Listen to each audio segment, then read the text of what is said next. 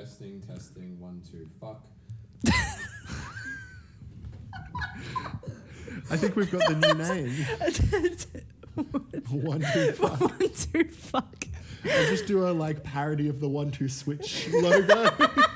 And it's just photos of all of us in doing the 1, 2 switch games, but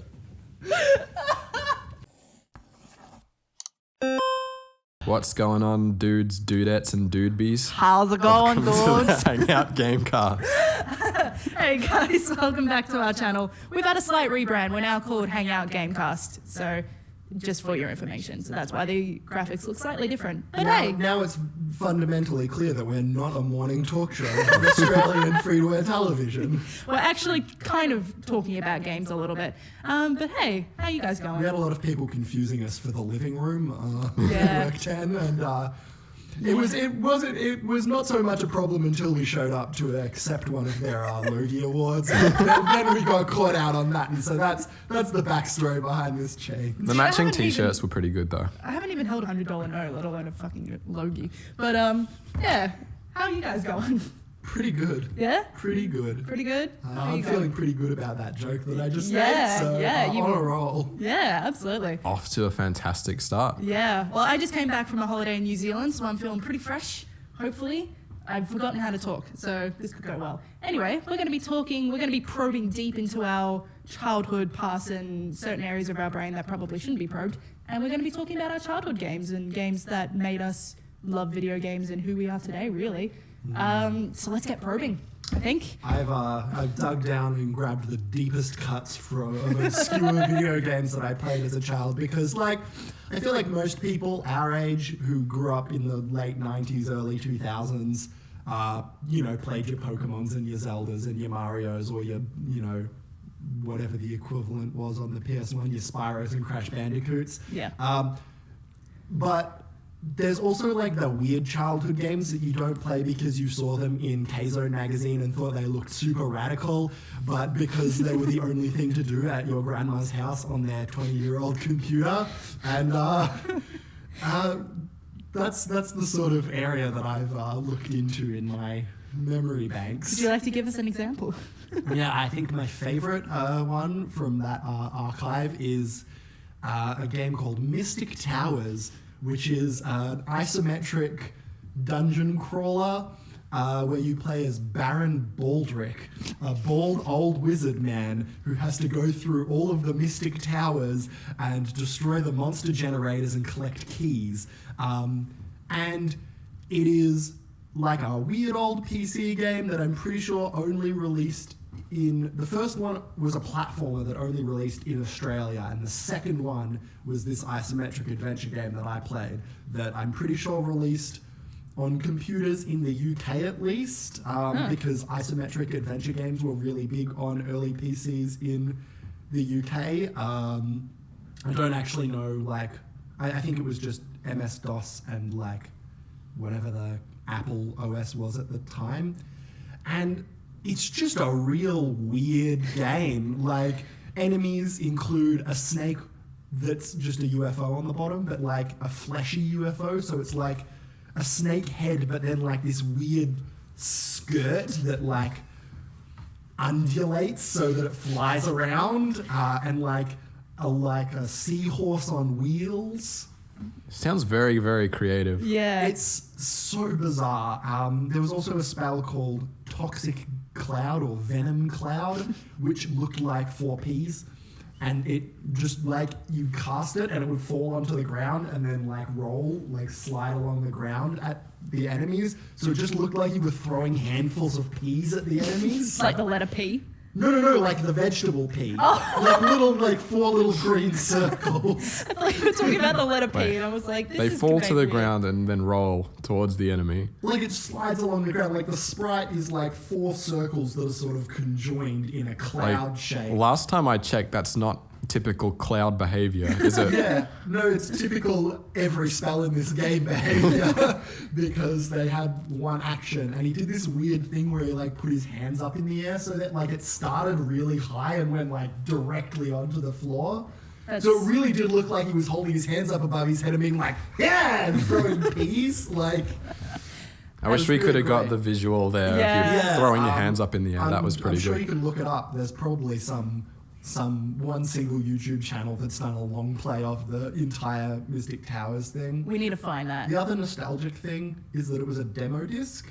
Oh. So you finish the part of the game that is available in the demo, and it shows you like, this is what you'll get in the full game. But like, it's a weird old game, so like the selling point is like, here are all the cool enemies you'll face in the later levels. And I remember one of them is just like a skeleton that has wings instead of arms.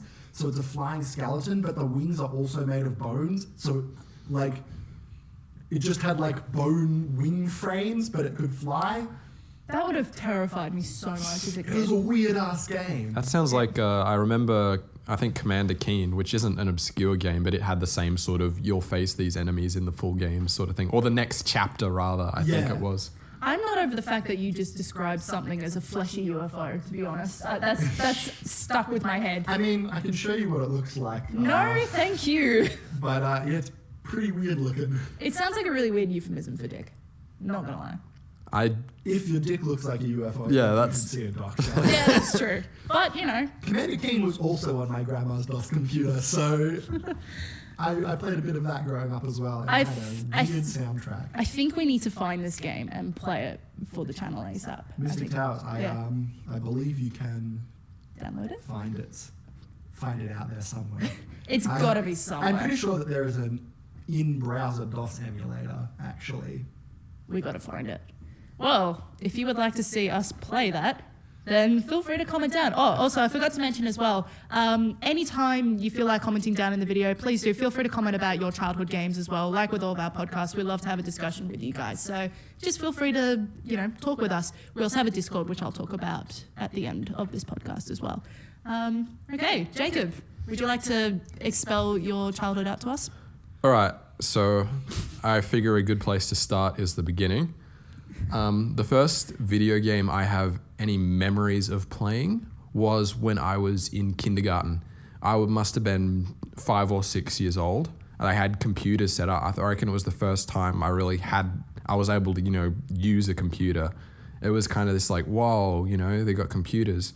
So the games they had on those were like early humongous entertainment games. I remember specifically at one point they had Putt Putt Joins the Parade, and at another point they had Putt Putt Goes to the Moon. Now, I'm not sure which of those two was the first one I played, but yeah, like if I had to say first video game I ever played, it would have been one of those Putt Putt games. Those games are so rad. Like, Oh, you man. can get them on Steam for a couple of dollars. Oh, absolutely. In one of the Steam sales, like they have like a humongous entertainment games like package, and you can pay like, I don't know on what it was on sale. It wasn't very much. It was like $30, $40, $50, and you get every humongous entertainment point and click game ever in your Steam. And I got that, so I can replay them all, and even the ones that I didn't get to play. Yeah, Which is great. I used to play those all the time as well. Putt Putt was a big favorite of mine. Also, Freddy Fish. Did anyone play Freddy Fish? I played, we had 2 humongous entertainment actual games. We had Spy Fox, the second one about the poodle that wants to hairspray the earth to destroy the ozone layer. And What? yeah, I don't remember that one. I don't remember I never played it, but that sounds like it has some like serious political commentary in it. yeah. That sounds like a It humongous was entertainment a game. weirdly like pro-environmentalism game. Yeah. But and we also had Pajama Sam's Sock Factory, which was like a puzzle game, Yes. which was really cool. But that came with a humongous entertainment demo disc. And so I played a demo of one of the Freddy Fish games. It was like, I think about like solving a mystery. That's kind of all of them. Okay, well, and also Putt Putt Travels Through Time. That was my favorite Putt Putt game. I think it was the longest. I never actually completed it. That was a long one because they had all these different time periods you could travel Yeah. to, Yeah. including like this fucking like retro futuristic like Jetsons ass world. Oh, I love retro futuristic stuff. You could travel through the little floating planets on like escalators, and it was great. I also remember you could change Putt-Putt's color as well in all the games, which was great. Yeah, that was my favorite. Well, actually, not all of them. Not all of them. Oh, sorry. Would you like to correct me on my fucking Putt-Putt knowledge? Here's the Putt-Putt deep cut trivia. Whoa, jeez, we got king over here. The idea was, yes, to correct you. Oh, wow, thanks. I remember in Putt-Putt Goes to the Moon, at least, you couldn't change his color, but there was like a bar in the game where you could order like a drink of like a certain color, and when he like drank the drink, he'd turn that color, but then he'd just turn back, like it was just an animation. Like, that's cute. I like that. But it's like a massive tease if you've ever played the games where you actually get to change his color. Yeah. The main thing I remember about Putt-Putt Travels Through Time is the theme song, because Putt-Putt travels through time. Yep. That just has been stuck in my head since I was about 5. Do you remember the song in Putt-Putt Saves the Zoo? Yes, with the animals singing it as well. Actually, no, there were 2 songs in it. That was really packed. At the start of the game, before you actually go into the zoo, you can talk to one of the guys and they'll sing you a little song before you go in. And I'm trying to remember desperately how it goes, but it's welcome to the zoo, with the kangaroos, roos, and the tigers too. Welcome to the zoo. And it goes on from there, but oh my god, wow. Good job on remembering that. I played it recently, so. Some of the people that I like to watch play video games on YouTube sometimes cover humongous entertainment games. Oh my god, what? Specifically, Brutal Moose and Peanut Butter Gamer have both done a few of the humongous entertainment games. I trust Peanut Butter Gamer to do that. It's just really it's really fun. Like my favorite thing to see like on gaming YouTube is just weird obscure stuff. On one hand, I love Breath of the Wild, and I would totally stream myself playing Breath of the Wild if I thought I could get anyone to care about it. But like, if I could do a Let's Play of Victor, Vector, and Yondo and the Curse of the Vampire's Coffin, which is a weird edutainment game that I had on the computer as a kid, like, that's so great because no one's talking about Victor, Vector, and Yondo. Yeah, that's... Yeah, no, that would be amazing. I know Game Grumps have played one Freddy Fish game, and that made me laugh because they were getting really frustrated over the puzzles that they couldn't solve, which was always funny. Ages 2 to 5? Ages 2 to 5? Is that the age rating on Freddy Fish? That, yep. It's like playing those games again, like recently, like it's astounding like how like kind of immediately obvious the solutions are. Like, I'm not sure if it's like because I've played it but it's probably partially just because like the solutions are so like obvious. Like in Freddy Fish, there's like a crab or complaining that his shell's too bright and he can't sleep at night, and then you find like a shell that doesn't glow, and it's like, well, okay, you got to, and the shell's like identical to the shell he's wearing but doesn't glow, so you've got to. It's kind of obvious, but I remember as a kid, like I'd spent hours or even days trying to work shit out and just like trial and error. Because my favorite things about the humongous entertainment games is that the older age rating ones specifically, and I know that Spy Fox was like this, I don't know if there are any other ones, there were parts of the game that you wouldn't necessarily do on every playthrough, so there were all the different spy gadgets you could collect, but you didn't need all of them every playthrough because it would require you to get different things in each playthrough. Yeah, that's right. I remember that. They did that in Freddy Fish as well. I think it was added a bit more challenge to it because it wasn't just like, oh, well, I've got to find the right spot to put every item, because some of the items were red herrings. Yeah, and they did that in one of the Freddy Fish games. I believe it was the case of Coral Cove Park, where they actually...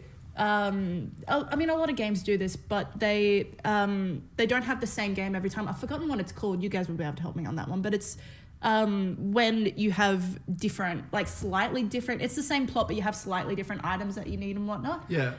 It happens in Undertale. It's what is it called?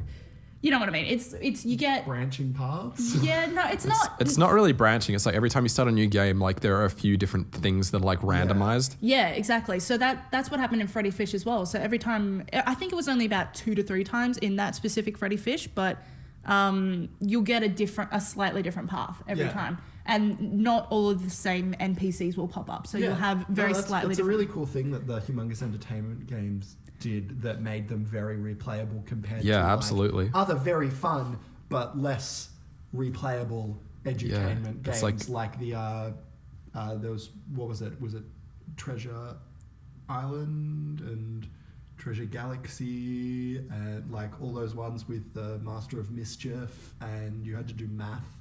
Oh, right. I remember the Master of Mischief ones. That was like Outnumbered and Gizmos and Gadgets, Yeah, right? there were so many of them. The ones that I remember, like, they used to be like available for schools on the Australian primary school like stocking list. So many primary schools had that in Zoombinis. I loved Zoombinis. You can get that on Steam. Our school never had Zoombinis, so I never played it. You missed out big time. You can get it on Steam. I think it's a slightly updated version, so the graphics are probably slightly Yeah, I less think, shit. I think I've actually watched a Let's Play of it or a review of it. I used to play that all the time. You might, because Brutal Moose did a video on it. Yeah, He literally like painted his face blue to look like the characters one. in the Oh my game. God.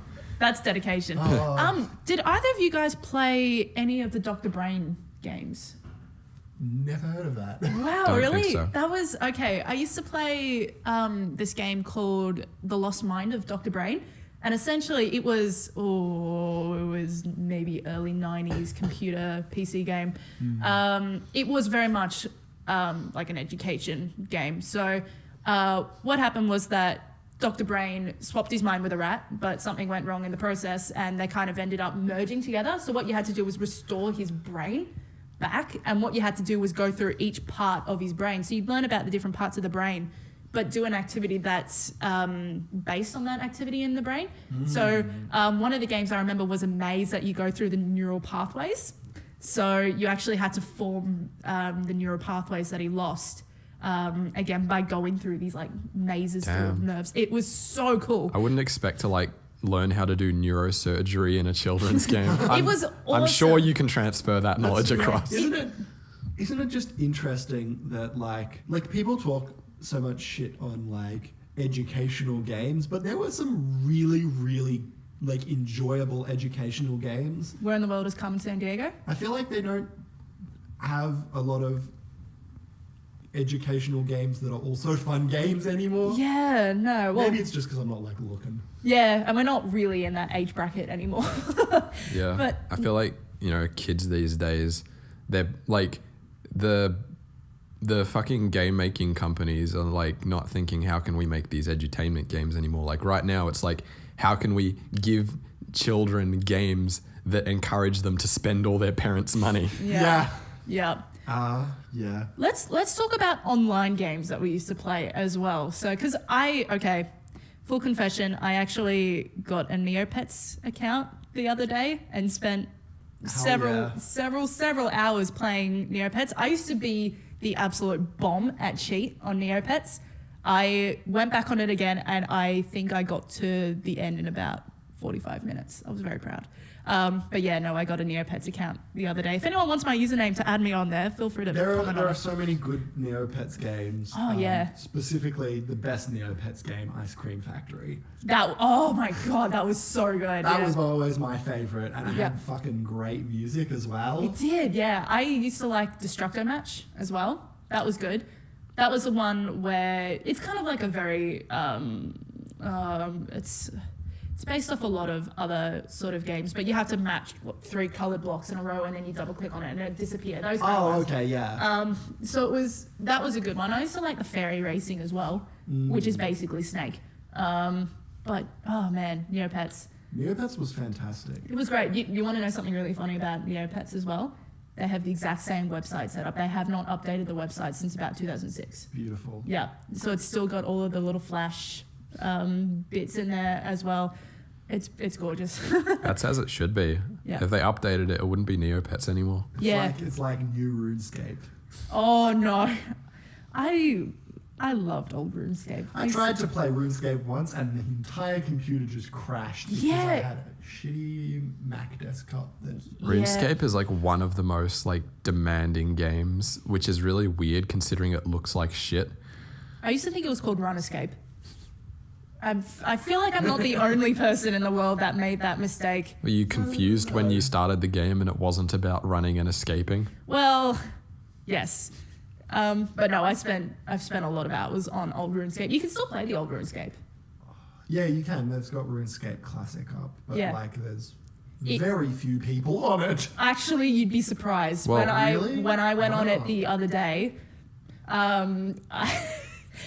my computer crashed because there were too many people on it. The server was Wow. overloaded. Well- Yeah, there's actually a lot more people on it than you probably think. I think we're confused here because there's a distinction between RuneScape Classic and old school RuneScape, which Right. are both like from different time periods. Oh. Old school RuneScape is like restored from like 2007-ish, Yeah. and it's an immensely popular game. That's the one I think I okay. played, yeah. I don't remember the one that I was like. RuneScape Classic had like 2D sprites. Like it was like really, really early, and barely anyone plays RuneScape Classic. I feel like that's the one that I remember because it was really shitty looking. Like I remember RuneScape looking like shit for the time. Yeah. Like when the peak of graphical fidelity was like the rich, lush textures of Crash Bandicoot and the marvel of the amount of polygons in Super Mario 3D's models. Yeah. Like it looked like shit there. Yeah. But no, that was some good times. Also Club Penguin, rest in peace. I used to spend a lot of time on Club Penguin. Did you guys play Club Penguin a lot? I feel like Yes. the couple of years between us aged me out of playing Club Penguin because it didn't start up until I was a bit too old for that sort of thing. Right. Jacob and I used to play Club Penguin all the time in primary school. Oh yeah, it was terrible. I Well, mean, it was so popular at our school. yeah, I remember like, yeah, it was like a thing. Yes, thank you, Jacob. It was indeed a I think thing. around that time, everyone my age had moved on to like competitive MySpacing. Oh, yeah. Fair enough. Competitive MySpace. Yeah, just got in on the tail end of MySpace. Those were some good times. Yep. Competing to be the highest in your friends, your friends lists because you could rank your friends on MySpace. Oh, yeah, that's right. You could That's too. that's a game in and of itself. That's Very true. That sounds very socially unhealthy. Like, oh my yeah, god, no, it was fucking why did you awful. put Jason above me in your friends list? I demand answers. Genuinely, that's how it was. If you were taken out of someone's top friends, oh boy, You get Bad into it news. was bad. You could also choose how many top friends you had. You could have a top 4, top 8, top 12, or top 16. And so if someone had a top 4, ooh, exclusive. that was an exclusive club to get in. It's like when you have an argument with your friend at school and then you go on their MySpace and you're not on their top 10 friends list. That was the game of having a social life in high school, but like powered by the internet now. Oh, amazing. All right, let's move a little bit later on in our lives. So we got a bit of a glimpse about our sort of very early childhood sort of PC gaming. I think seems to be very popular with us in particular. That's just because it wasn't really, I don't know. I feel like a lot of educational Well, games were on PC. I had early console games as well. Like my first console was quote unquote the NES because it was NES games, but on a very, very official and totally not fake from China system called the Mega Joy 2, which had a list of NES games that you could run on it, and Sounds was legal. basically like a Nintendo 64 controller with no analog stick that you plug directly into your television. Oh, I had one of those. Yeah. So like, but like, you know, I don't have anything new or insightful or entertaining really to say about Super Mario Brothers. Like, it was Super Mario Brothers. We played Super Mario Brothers. Probably one of the console games from my childhood that like I feel like nobody really talks about anymore, and I'm still pushing for acknowledgement of it. Yes. On the internet forums, is Pokemon Puzzle Challenge on the Game Boy Color, which is part of the Puzzle League series, which in Japan, it's got an interesting history because in Japan it was called Paneled Upon, and it was a puzzle game where you played as like fairies. And they were like, fuck, we can't sell this to boys in the United States. It's got girls on it. So they rebranded it as a Yoshi game called Tetris Attack because Nintendo owned the name Tetris at that point in history. Oh shit, really? Multiple people claimed to own it, and because Nintendo was very large, they got awarded the copyright of Tetris at that time. Wow. Which is why Game Boy Tetris was like such a big deal and a pack-in title. Anyway, so they called it Tetris Attack, and you could play as all your favorite Yoshi characters, like Yoshi and... Oh wait, Yoshi's the only character from Yoshi that anyone cared about. So it was like, you can be Poochie, or you can be Raphael the Raven, and all of these characters that no one except the most diehard Yoshi fans cared about. These beloved classic characters. And then eventually they were like, well, Yoshi's not actually that popular of a license. What can we do? Oh, Pokemon. So they made, even in Japan, it was Pokemon paneled upon. And you like played against different gym leaders and like went through doing all of the puzzle thing instead of fairies. And it was Pokemon for a long time. And then they just stopped making them. I think the last one was on there was a DSiWare one, which is something that literally nobody played because who had like the small fraction of people that had the DSi and then the small fraction of people that actually downloaded DSi exclusive programs. I played one of the Pokemon Puzzle League games on the Nintendo 64. I actually still have Pokemon it. Puzzle Challenge. Yeah, I adored that. So good. It's a really good puzzle game.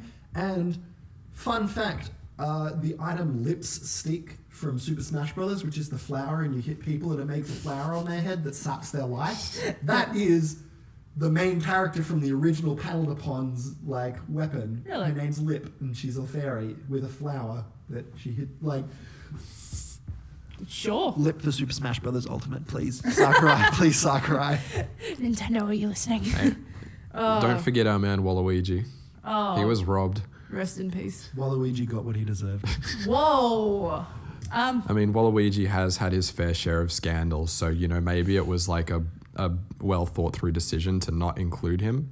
It was for the safety of the other participants. Has anyone seen that Nintendo Waluigi tweet that this has been talked about before, but Nintendo, I think it was the Mario Twitter account, they tried to make a tweet about Wigglers.